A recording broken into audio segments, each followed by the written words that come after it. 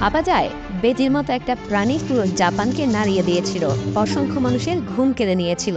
অথচ এই বেজির দলকে মানুষ নিজের মুক্তির জন্যই নিয়ে গিয়েছিল আমাদের দেশ থেকে। কিন্তু ২৫ বছরের মধ্যে এই বেজিগুলো জাপানের মানুষের সঙ্গে যা করে তা তারা কখনোই ভুলতে পারবে না। কিভাবে, একটু পরেই বুঝতে পারবেন।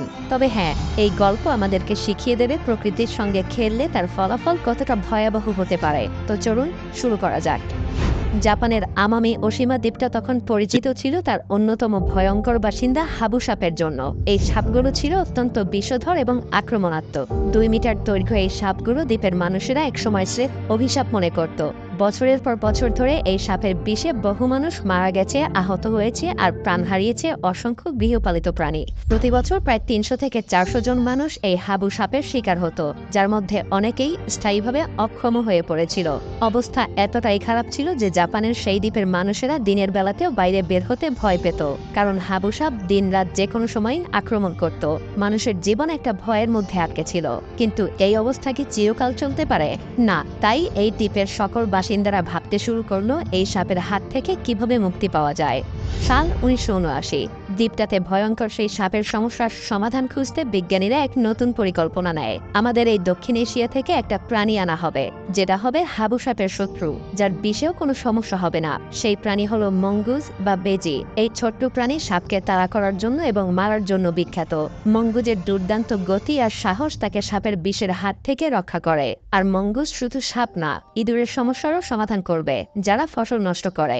২ সমস্যার এক সমাধান। সবাই ভেবেছিল মঙ্গুজি হবে তাদের দ্বীপের ত্রাণকর্তা। আর তাই প্রথমে স্থানীয় কর্তৃপক্ষ ৩০টা মঙ্গুজ আমাদের উপমহাদেশ থেকে নিয়ে গিয়ে ছেড়ে দেয় আমামি ওশিমা দ্বীপে। আশা ছিল তারা সাপ ধরবে আর দ্বীপ রক্ষা করবে। কিন্তু সমস্যার তো সমাধান হলোই না, উল্টো বিপর্যয় নেমে এলো। কারণ প্রকৃতি তার নিজের নিয়মে চলে। মঙ্গুজ আর হাবু সাপ কখনোই একে অপরের মুখোমুখি হলো না, কারণ দিনের বেলায় একসঙ্গে তাদের কখনো দেখাই হতো না। সাপেরা নিশাচর প্রাণী, আর মঙ্গুজেরা শিকার করতে বের হতো দিনের বেলায়। এটাই প্রথম ধাক্কা। যে কাজের জন্য মঙ্গুজ আনা হয়েছিল তারা সেই শত্রুর মুখোমুখি হলো না। কিন্তু অপ্রত্যাশিতভাবে মঙ্গুজের শত্রু তখন অন্যান্য সাধারণ উপকারী প্রাণীরা হতে শুরু করলো। তারা দ্বীপের ছোট প্রাণীদের দিকে চোখ দিল। সাপ আর ইঁদুর তো ধরা হলোই না, বরং তারা দ্বীপের বিরল সব প্রজাতির ছোট প্রাণীদেরকেও শিকার করতে শুরু করলো। এভাবে প্রতিনিয়ত সেই দ্বীপের জীব বৈচিত্র্যে ধস নামতে থাকে। সবচেয়ে বেশি ক্ষতিগ্রস্ত হলো আমামি দ্বীপের খরগোশ। তারা সেই মঙ্গুজের এতটাই আক্রমণের শিকার হয়েছিল যে বর্তমানে তাদের আর সেই দ্বীপে কোনো অস্তিত্বই নেই। আরো ভয়াবহ ব্যাপার হলো মারাত্মকভাবে দ্বীপের পাখিরা মঙ্গুজের হামলার শিকার হতে থাকে। অথচ মঙ্গুজেরা শুধুমাত্র সাপ মারবে, আশা এমনটাই ছিল।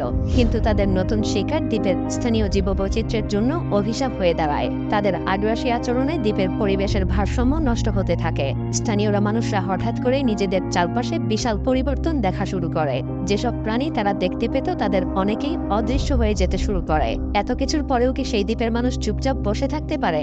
না। আর তাই তো সেই দ্বীপের মানুষেরা তখন বুঝতে শুরু করলো যে মঙ্গুজ হাবু সাপ মারছে না, বরং তারা প্রাকৃতিক বিপর্যয় ঘটাচ্ছে। তখন শুরু হলো আরো এক নতুন যুদ্ধ।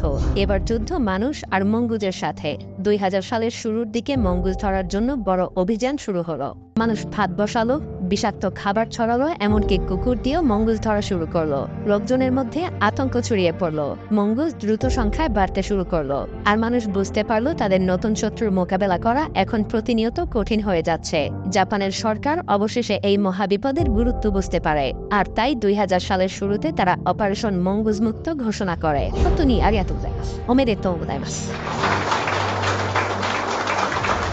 ভাবা যায় এই সাধারণ মঙ্গুজ বা বেজিকে মুক্ত করার জন্য সরাসরি গভর্নমেন্ট থেকে মিশন চালানোর জন্য আদেশ দেয়া হয়। মঙ্গুজ ধরার জন্য বিশেষ দলও গঠন করা হলো।